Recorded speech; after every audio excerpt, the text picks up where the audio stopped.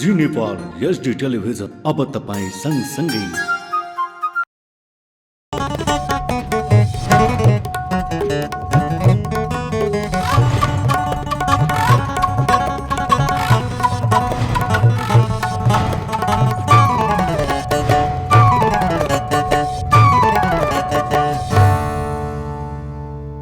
नमस्कार, जी नेपाल न्यूजमा यहाँलाई स्वागत छ। म खेमा जोशी। सुरु गरौं प्रमुख समाचारका शीर्षकहरूबाट।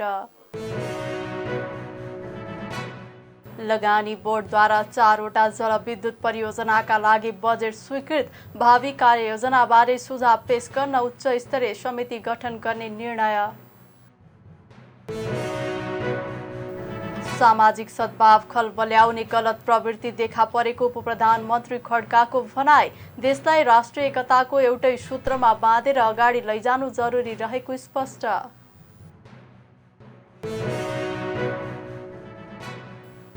कोशी प्रदेशमा एमालेको नेतृत्वमा सहमतीय सरकार बन्ने एमाले अध्यक्ष ओलीको दावी। अहिले मुलुकमा अस्थिरताको परिस्थिति सृजना गर्न खोजिएको जिकिर।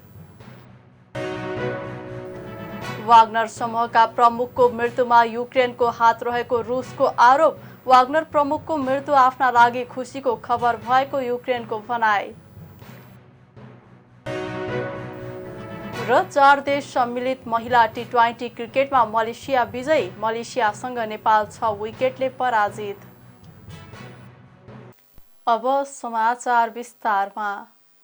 लगानी बोर्डले 4वटा जलविद्युत परियोजनाका लागि 36 अर्ब 37 करोड रुपैयाँ बराबरको लगानी स्वीकृत गरेको छ। प्रधानमन्त्री एवं लगानी बोर्डका अध्यक्ष पुष्पकमल दाहाल प्रचण्डको अध्यक्षतामा आज बसेको लगानी बोर्डको 55औं बैठकले 4वटा जलविद्युत परियोजनाहरू रोलवालिङ खोला, छुजुङ खोला, दाना खोला र सानी भेरी जलविद्युत परियोजनाका लागि कुल 36 अर्ब 37 करोड रुपैयाँ बराबरको लगानी स्वीकृत गर्ने निर्णय गरेको हो। यस्तै बैठकले तमोर जलाशययुक्त जलविद्युत परियोजना कार्यान्वयन अघि बढाउने सम्बन्धमा हालसम्मको विकास क्रमको समीक्षा गर्दै परियोजनाको भावी कार्यदिशा सम्बन्धी सुझाव पेश गर्न उच्च स्तरीय समिति गठन गर्ने निर्णय गरेको छ। त्यस्तै दाङको राजपुर गाउँपालिकामा 245 मेगावाट र 20 मेगावाट ब्याट्री क्षमताको सौर्य ऊर्जा परियोजनाको अध्ययनका लागि डोल्पा हिमालयन इनर्जीलाई अध्ययन अनुमति पत्र दिने निर्णय गरेको छ। बैठकमा प्रधानमन्त्री प्रचण्डले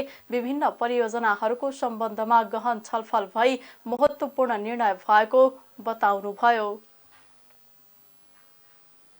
उपप्रधानमन्त्री एवं रक्षा मन्त्री पूर्ण बहादुर खड्काले सामाजिक सद्भाव खलबल्याउने गलत प्रवृत्ति देखा परेको भन्दै सबै सचेत रहनुपर्ने बताउनु भएको छ। आज भक्तपुरको चागुनारायण नगरपालिका 5 को नवनिर्मित ओडा कार्यालय भवन र स्वास्थ्य चौकी भवनको उद्घाटन गर्दै उपप्रधानमन्त्री खड्काले देशलाई सामाजिक एवं राष्ट्रिय एकताको एउटै सूत्रमा बाँधेर अगाडि लैजानु जरुरी रहेको स्पष्ट पार्नुभयो। सदियौंदेखि देशमा विभिन्न भूगोल र समाजमा विभिन्न जाति, भाषा, भाषी, वर्ग, धर्म, सांस्कृतिक परम्परा एकतामा बाँधिएको उल्लेख गर्दै उहाँले यस्तो एकता खलबल्याउने समाज भाँड्ने काम कहीँ कतैबाट हुनु नहुनेमा जोड दिनुभयो। त्यस्तै उहाँले सङ्घ, प्रदेश र स्थानीय तहको सरकार मिलेर राष्ट्रिय एकतालाई कायम राख्दै विकासको अभियानलाई पूरा गर्न एकताबद्ध भएर अगाडि बढ्नुपर्ने धारणा राख्नुभयो।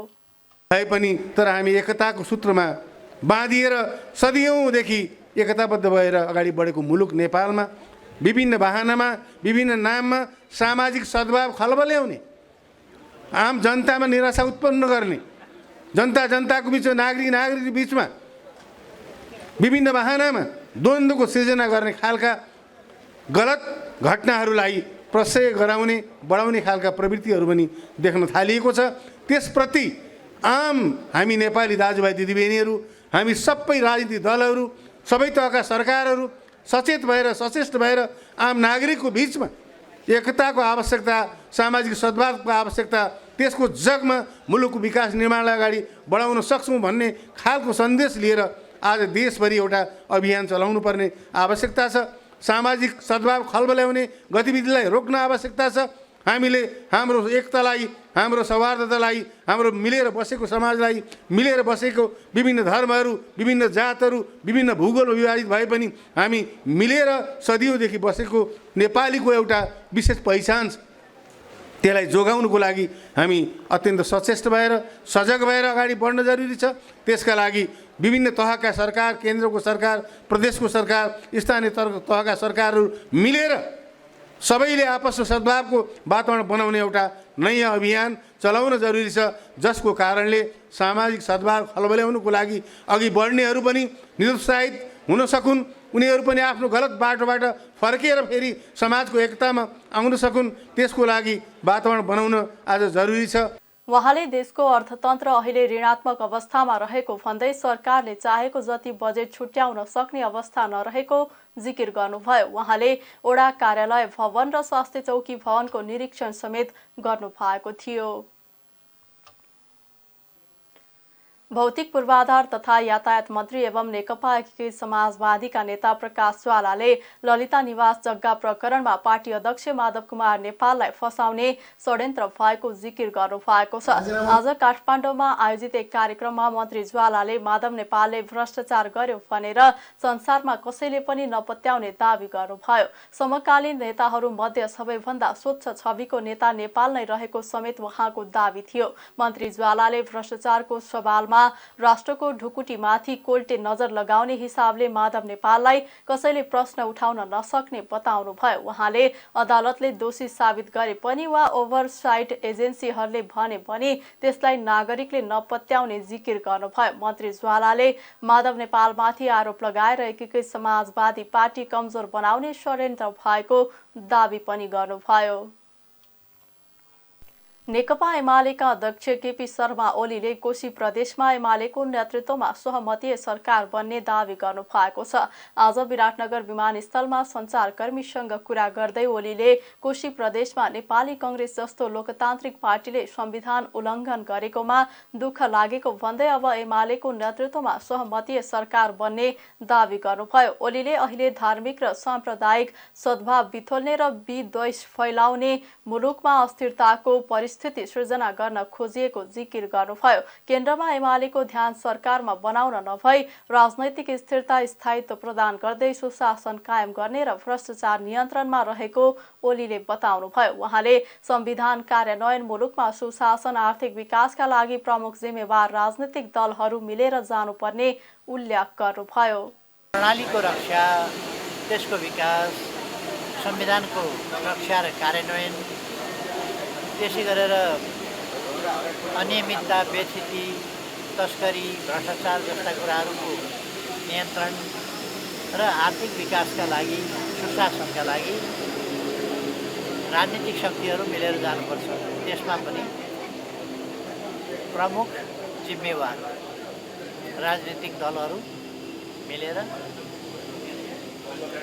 जिम्मेवारी बोधका साथ अगाडि बढ्नुपर्छ। हाम्रो सरकारतिर अहिले ध्यान छैन हामी भनिराखेका छौँ।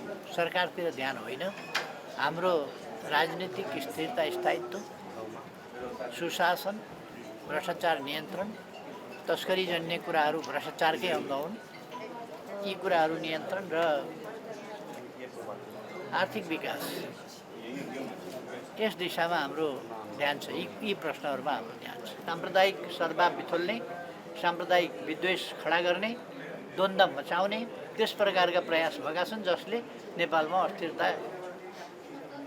अस्थिरताको परिस्थिति निर्माण होस्, त्यस्तो खालको प्रयासहरू भइरहेको छ।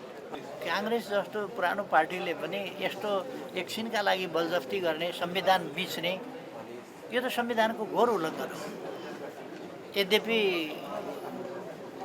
माओवादी पार्टी भनेको संविधान नमानेर हतियार उठाएर हिंसा मचाएर हिँड्या पार्टी, त्यसले संविधान मानेन भन्ने ठुलो कुरो हो र अहिले संविधान मान्छु भनेको थियो, फेरि मानेन। तर कांग्रेसले त मान्नुपर्छ नि, कमसेकम कांग्रेसले पनि मानेन।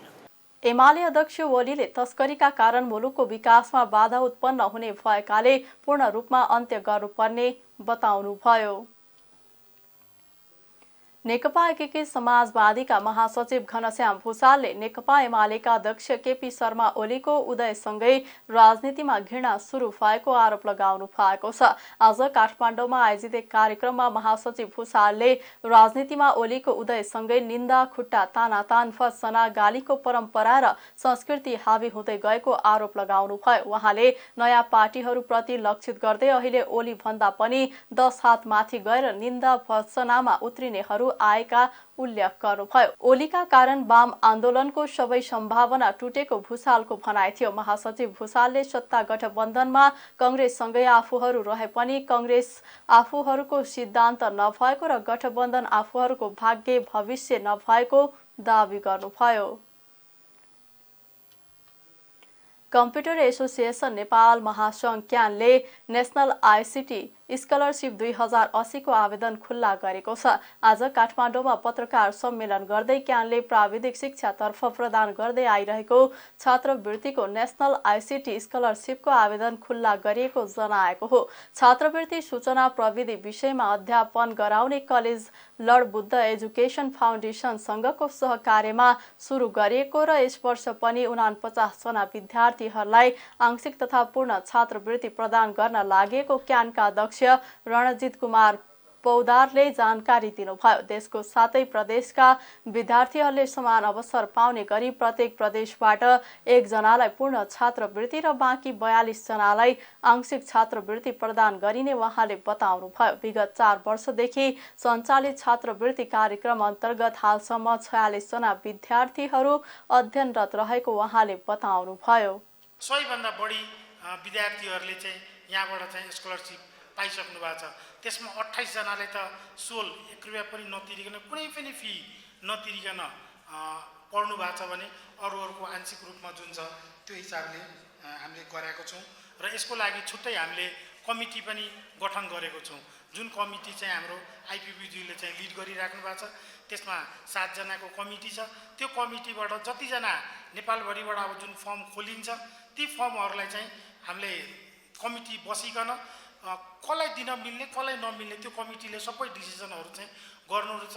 फाइनलमा हामी कार्य समितिमा बसेर ती विद्यार्थीहरूलाई फाइनल गरेर एलबिएफलाई चाहिँ हामी जिम्मा लाउँछौँ।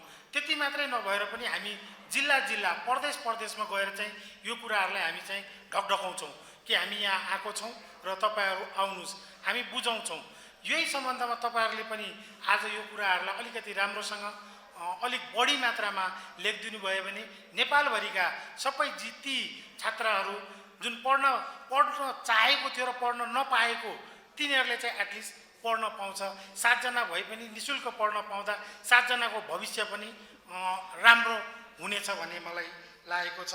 क्यान महासङ्घ र लर्ड बुद्ध एजुकेसन फाउन्डेसनसँग भएको सम्झौता अनुसार 49 जना विद्यार्थीले 2,83,000 रुपैयाँ बराबरको छात्रवृत्ति पाउने पौदारले जानकारी दिनुभयो। इच्छुक विद्यार्थीले भाद्र 31 गतेभित्र आवेदन दिनुपर्ने क्यानले जनाएको छ।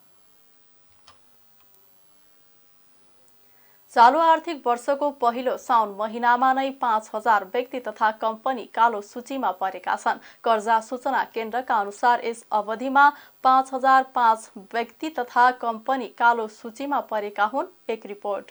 काठमाडौँ लगायत शहरी क्षेत्रमा सञ्चालित सहकारीहरू मूलतः बचत तथा ऋणको कारोबार गर्दछन्।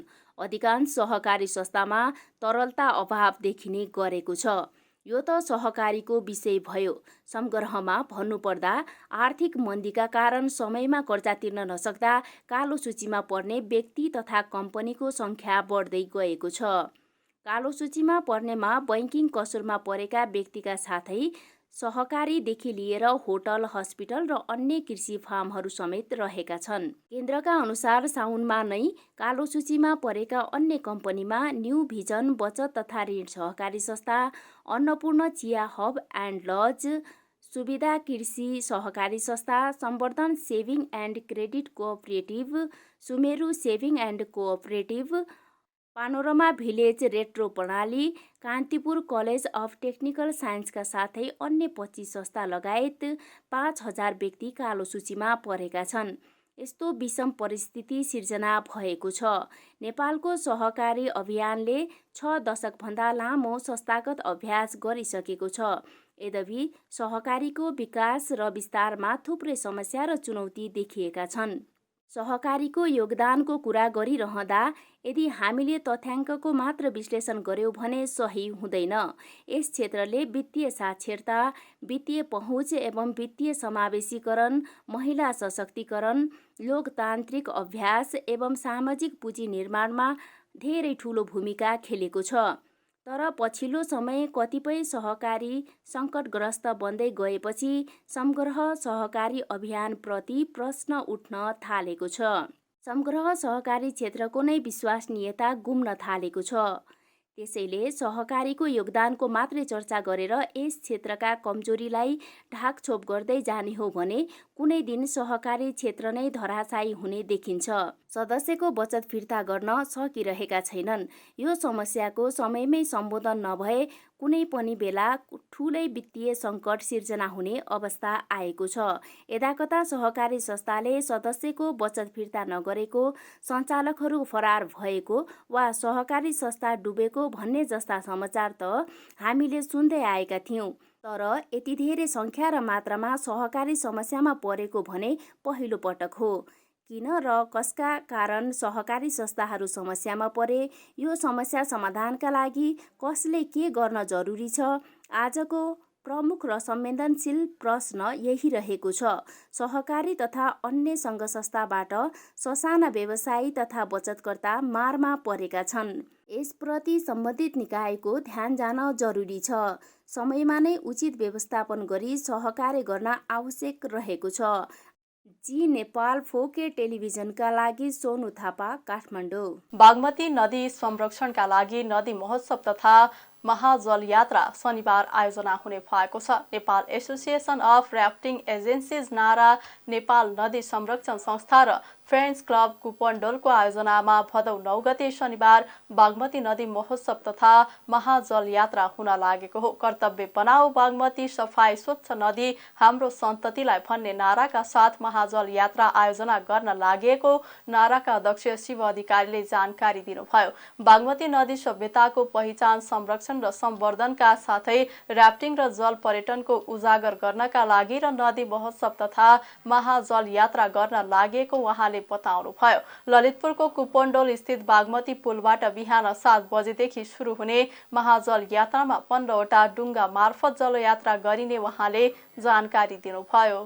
बागमती तथा यसका सहायक नदीका बिग्रँदो अवस्था, यसलाई सुधार गर्नको लागि कुनै पनि सरकारी निकाय, गैर सरकारी तथा आम नागरिक अग्रसर भएको अवस्थामा तत्कालीन समयमा बागमती नदी महोत्सव सुरु गरिएको हो। बागमती काठमाडौँ सभ्यताको मुख्य आधार हो। बागमतीका सामाजिक तथा धार्मिक इतिहास सम्झौँ र आफैलाई सोधौँ, यस्तो सुन्दर र महत्त्वपूर्ण नदीलाई हामीले कसरी खुला ढल बन्न दियौँ। काठमाडौँको समृद्धि सभ्यतालाई यहाँ नदीले जन्माएको हो। यहाँका अनगिन्ती धार्मिक र सांस्कृतिक स्थलहरू यसैको प्रेरणाबाट स्थापित भएका हुन् र यो नदी युगौँसम्म यो शासनको शान, मान र प्राणको रूपमा रहेको हो। बागमती अहिलेको दुर्गन्धित लेदो बग्ने नाला, बिना व्यवसाय फोहोर फ्याँक्ने ठाउँ, ढल निकासको सस्तो समाधान, बालुवाको सजिलो स्रोत र हाम्रा केटाकेटीहरूको लागि नदी भनेको यस्तै हुँदो रहेछ भन्ने खराब उदाहरण भएको छ। तसर्थ बागमती नदीलाई पुरानो स्थितिमा ल्याउनु आजको मुख्य आवश्यकता हो। यसलाई साकार बनाउने कार्य हामी सम्पूर्ण नागरिक उत्तरदायित्व हो। हामी काठमाडौँ उपत्यकाका बासिन्दाहरूको थोरै मात्र सकारात्मक काम गरे पनि यस नदीलाई पुनर्जीवित गर्न सकिन्छ। आफ्नो आफ्नो क्षेत्रबाट सक्दो प्रयास गरौँ र यस नदीप्रति हामी फेरि पनि गर्व गर्न सकौँ र बनाऊँ। बागमती नदी महोत्सवको मुख्य उद्देश्य भनेको पवित्र बागमती नदीलाई संरक्षण गर्नु, काठमाडौँवासीहरूको माझमा बागमती नदी र यसका सहायक नदीहरूको स्थितिको बारेमा जानकारी प्रदान गर्नु, बागमती नदीलाई माछा बाँच्न योग्य, पौडी खेल्न योग्य, पानी खान योग्य तथा मृतकहरूको लागि शुद्ध जल तर्पण योग्य बनाउनु हो, ताकि सम्पूर्ण काठमाडौँवासीहरूले यसलाई माया र इज्जत दिउन्। बागमती नदीको आवश्यकताबारे जानकारी प्राप्त गरौँ। भावी पुस्ताको लागि कसरी हामीले बागमती नदीलाई जोगाउन सकिन्छ भन्ने बारे जागरण ल्याउन मद्दत पुर्याउनु हो। बागमती नदी महोत्सवको प्रेरणाले सुरुको 12औं वर्षपछि एक सफल महाअभियानको रूपमा बागमती सफाई महाअभियान सुरु भएको 10 वर्षसम्म निरन्तर रूपमा अगाडि बढी देशको यहाँ अन्य नदी तथा विभिन्न स्थानहरूको समेत सफाई अभियान सञ्चालन भइरहेका छन्। यस महोत्सवको उद्देश्य बागमती नदीलाई माया गर्ने विभिन्न व्यक्तित्व सङ्घ संस्था आम नागरिक यस महाभियोगमा सरिक गराउने सप्रयास हो। यस महोत्सवको एक साझा मञ्च हो जसलाई सबैले नदी नजिक पुर्याउने, नदीका अवस्था बुझाउने, नदी चिनाउने तथा तिनीहरूको सरकार राख्ने अवस्था सिर्जना गर्दछ। यो महोत्सवको निरन्तरताका रूपमा स्थानीय सहभागिताद्वारा बागमती नदी किनारमा पार्क तथा खेलकुद मैदान समेत निर्माण गरी अगाडि बढाउन पहल लिने प्रतिबद्धता समेत जाहेर गर्दछौँ। नेपाल नदी संरक्षण तथा नेपाल एसोसिएसन अफ राष्ट्रिय एसोसिएसन नारा तथा फ्रेन्ड्स क्लब कुपनटोल संयुक्त आयोजना नेपाल पर्यटन बोर्डको प्रवर्तन साथै अन्य विभिन्न सङ्घ संस्थाहरूको सहकार्यमा भाद्र 9 गते शनिबारको दिन कुपनडोल बागमती पुल ललितपुर 23 वर्षदेखि मनाउँदै आएको बागमती नदी महोत्सव 2080 महाजल यात्राको 23औं संस्करण मनाउने गइरहेको जानकारी गराउँदछौँ। बागमती नदी महोत्सवको सुरुवाती दिनहरूदेखि नै निरन्तर रूपमा गत वर्षसम्म साङ्गीतिक प्रस्तुतिहरू गरी नदी किनारमा जनमानसलाई भेला गराई सचेत गराउने भूमिका खेल्ने चिरपरिचित गायक रविन तामाङको अल्पआयुमा केही महिना अगाडि भएको निधनप्रति हार्दिक श्रद्धाञ्जली व्यक्त पनि यसै साथ गर्दछौँ।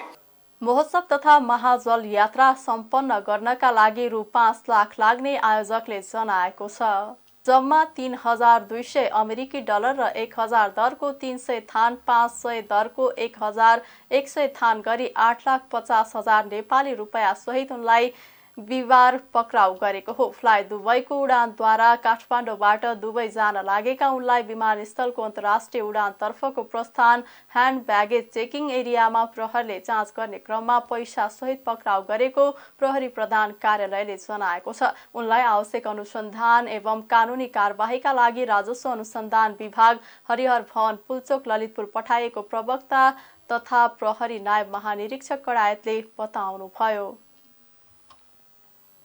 ड्युटीमा खटिएका प्रहरी निरीक्षकलाई बञ्चरो प्रहार गरेको अभियोगमा प्रहरले 3 जनालाई पक्राउ गरेको छ। पक्राउ पर्नेमा शिव शताक्षी नगरपालिका 9 बस्ने 36 वर्षीय अशोक पोखरेल, 32 वर्षीय विकास भन्ने अरुण तामाङ र 33 वर्षीय लक्ष्मण टुडु रहेका छन्। उनीहरूले शिव शताक्षी नगरपालिका 9 झरना पुल नजिकै ड्युटीमा खटिएका प्रहरी निरीक्षक युवराज कटुवाललाई बञ्चरो प्रहार गरी घाइते बनाएका थिए। घाइते भएका प्रहरी निरीक्षक कटुवाललाई स्थानीय दुधे मेडिकलमा सामान्य उपचार पश्चात थप उपचारका लागि BNC अस्पताल बिर्ता मोड लगेको छ। घाइते बनाएको अभियोगमा बिहिबार साँझ प्रहरले 3 जनालाई पक्राउ गरेको हो। पक्राउ परेका उनीहरूको साथबाट प्रहरले अवैध लागु औषध ब्राउन सुगर जस्तो देखिने पदार्थ 100 मिलिग्राम बरामद गरेको छ। पक्राउ परेका उनीहरूमाथि थप अनुसन्धान भइरहेको प्रहरले जनाएको छ। जुवातास खेलेको आरोपमा बैदाम प्रहरी कार्यालय कास्कीले बिहिबार 4,47,000 रुपियाँ सहित 7 जनालाई पक्राउ गरेको छ। पक्राउ पर्नेमा मुस्ताङ घर पोझोङ गाउँपालिकाका अध्यक्ष 58 वर्षका मोहन थकाली भनिने मोहन सिंह लालचन सहितका 7 जना रहेका छन्। उनीहरूलाई पोखरा 8 सिर्जना चोकस्थित होटल लक्ष्मीबाट जुवा खेलिरहेको अवस्थामा पक्राउ गरिएको बैदाम प्रहरी प्रमुख वेद जोशीले जानकारी दिनुभयो। पक्राउ पर्नेमा होटल सञ्चालक मुस्ताङ घर पोझोङ गाउँपालिका 2 का 57 वर्षीय इन्द्र बहादुर कार्की, 46 वर्षीय नवीन प्रसाद थकाली, पोखरा 8 सिर्जना चोकका 63 वर्षीय शङ्कर ज्वारचन, महेन्द्र पुल्का 53 वर्षीय गुन्ज हिराचन, 59 वर्षीय दलबहादुर हिराचन पनि रहेका प्रहरले जनाएको छ। पक्राउ परेका जुवाडेमाथि अनुसन्धान प्रक्रिया अगाडि बढाइएको DSP जोशीले जानकारी दिनुभयो। अब अर्थ समाचार। अन्तर्राष्ट्रिय बजारमा मूल्य घट्दा पेट्रोलियम पदार्थको आयात मार्फत बाहिरिने रकमको परिमाण पनि घटेको छ। गत आर्थिक वर्षको पहिलो महिनाको तुलनामा चालु आर्थिक वर्षको पहिलो महिनामा पेट्रोलियम पदार्थ आयात मार्फत बाहिरिने रकम घटेको हो। अन्तर्राष्ट्रिय बजारमा पेट्रोलियम पदार्थको मूल्य घट्दा आयातको परिमाण बढे पनि यसमार्फत बाहिरिने रकम खुम्चिएको तथ्याङ्कले देखाएको छ। भन्सार विभागको तथ्याङ्क अनुसार चालु आर्थिक वर्षको पहिलो महिना साउनमा मट्टीतेल बाहेक पेट्रोल, डिजेल र हवाई इन्धनकै आयात मूल्य घटेको छ। चालु आर्थिक वर्षको साउन महिनामा पेट्रोल आयातमा 5 अर्ब 44 करोड रुपियाँ बाहिरिएको छ। यो गत आर्थिक वर्षको तुलनामा 94 अर्बले कम हो। गत आर्थिक वर्षको साउन महिनामा 6 अर्ब 38 करोड रुपियाँको पेट्रोल आयात भएको थियो। अब अन्तर्राष्ट्रिय समाचार। रुसले वाग्नर समूहका प्रमुख लगायतको विमान दुर्घटनामा भएको मृत्युमा युक्रेनलाई दोष लगाएको छ। रुसी राष्ट्रपति भ्लादिमिर पुटिनका पूर्व सल्लाहकार सर्गेई मार्गोवले बीबीसीसँग कुराकानी गर्दै रुसप्रति वफादार प्रिगोजिन युक्रेनका लागि खतरा भएकाले उनी सवार विमान दुर्घटनामा युक्रेनको हात रहेको दावी गरेका हुन्। मार्कोवले वाग्नर रुसका लागि समस्या नभएको पनि दावी गरेका छन्। उता युक्रेनले भने वाग्नर प्रमुख प्रिगोजिनको मृत्यु आफ्ना लागि खुसीको खबर भएको बताएको छ। युक्रेनी रक्षा मन्त्रीका एक सल्लाहकारले विश्वका लागि एक आतंकवादी घटेको बताएका हुन्। गत बुधबार रुसी शहर तेवेरमा प्रिगोजिनसँगै 10 जना सवार विमान दुर्घटना हुँदा विमानमा सवार सबैको मृत्यु भएको थियो। यसअघि रुसमा विद्रोह मच्चाएको घटना लगत्तै पुटिनले बेलारुसका राष्ट्रपति एलेक्जेन्डर लुकासेन्कोसँग टेलिफोन वार्ता गरी पुटिनले प्रिगोजिनको हत्या गर्ने योजना बनाएको खुलासा भएको छ। बेलारुसका लुकासेन्कोले हतारमा निर्णय लिँदा रुस गृहयुद्धमा फस्ने भएकाले हत्या योजना टार्न आग्रह गरेपछि प्रिगोजिनको हत्या योजना टरेको थियो। अब खेल समाचार। मलेसियासँग हारे पनि नेपाल 4 देश सम्मिलित महिला टी20 श्रृङ्खलाको फाइनलमा पुगेको छ। आज मलेसियाको बायोमास ओभल मैदानमा भएको खेलमा नेपालले दिएको 84 रनको सामान्य लक्ष्य मलेसियाले 16 ओभर 2 बलमा 4 विकेट गुमाएर भेटायो। मलेसियाका लागि ऐना हमिजा हसिमले नटआउट 37 र माहिराहा इजाती इस्मेलले 21 रन बनाइन्। बलिङतर्फ नेपालकी कप्तान रुबिना छेत्री, पूजा महतो र सीता राणा मगरले 1-1 विकेट लिइन्। यसअघि टस हारेर ब्याटिङको निम्तो पाएको नेपालले निर्धारित 18 ओभरमा 7 विकेट गुमाएर 83 रन बनायो। वर्षाका कारण 20 ओभरको खेल 18 ओभरमा झारिएको थियो। नेपालका लागि कप्तान रुबिना छेत्रीले 23, इन्दु बर्माले 20 र विकेट किपर काजल श्रेष्ठले 18 रन बनाइन्। बलिङतर्फ मलेसियाकी ऐना हमिजा, हसिम नूर, दानिया सिउहादा र माहिराहा इजाती इस्मेलले 2-2 विकेट लिइन्। नेपाल 3 खेलमा 4 अङ्क सहित शीर्ष स्थानमा रह्यो। यस्तै हङकङ पनि उति नै खेलमा 4 अङ्क सहित दोस्रो स्थानमा रहँदै फाइनलमा पुगेको छ। मलेसियाले पनि 4 अङ्क जोडे पनि नेट रन रेटमा पछाडि पर्दा फाइनल पुग्न सकेन। फाइनल खेल भोलि शनिबार हुनेछ। भोलि नै मलेसिया र 3 खेलमै अङ्कविहीन रहेको कुवेत बीच तेस्रो र चौथो स्थानका लागि खेल हुनेछ। खेल समाचारसँगै हामी जी नेपाल न्युजको अन्त्यमा आइसकेका छौँ। जाँदा जाँदै प्रमुख समाचारका शीर्षकहरू पुनः एकपटक। लगानी बोर्डद्वारा 4वटा जलविद्युत परियोजनाका लागि बजेट स्वीकृत। भावी कार्ययोजनाबारे सुझाव पेश गर्न उच्च स्तरीय समिति गठन गर्ने निर्णय। सामाजिक सद्भाव खलबल्याउने गलत प्रवृत्ति देखा परेको उपप्रधानमन्त्री खड्काको भनाई। देशलाई राष्ट्रिय एकताको एउटै सूत्रमा बाँधेर अगाडि लैजानु जरुरी रहेको स्पष्ट।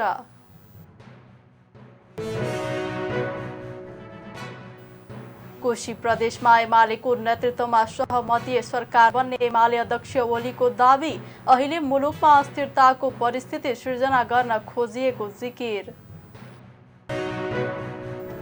वाग्नर समूहका प्रमुखको मृत्युमा युक्रेनको हात रहेको रुसको आरोप। वाग्नर प्रमुखको मृत्यु आफ्ना लागि खुसीको खबर भएको युक्रेनको भनाई।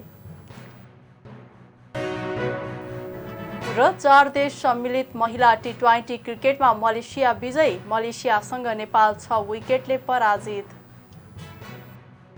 प्रमुख समाचारका शीर्षकसँगै अहिलेका लागि जी नेपाल न्युज सकियो। ताजा समाचार र मनोरञ्जनका लागि जी नेपाल 4K टेलिभिजन हेर्दै गर्नुहोला।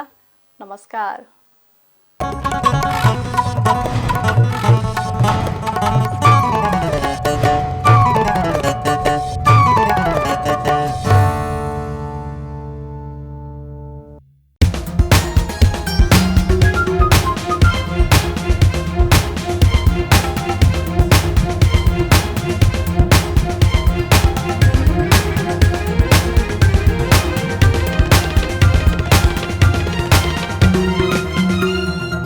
जी नेपाल HD टेलिभिजन अब तपाईँ सँगसँगै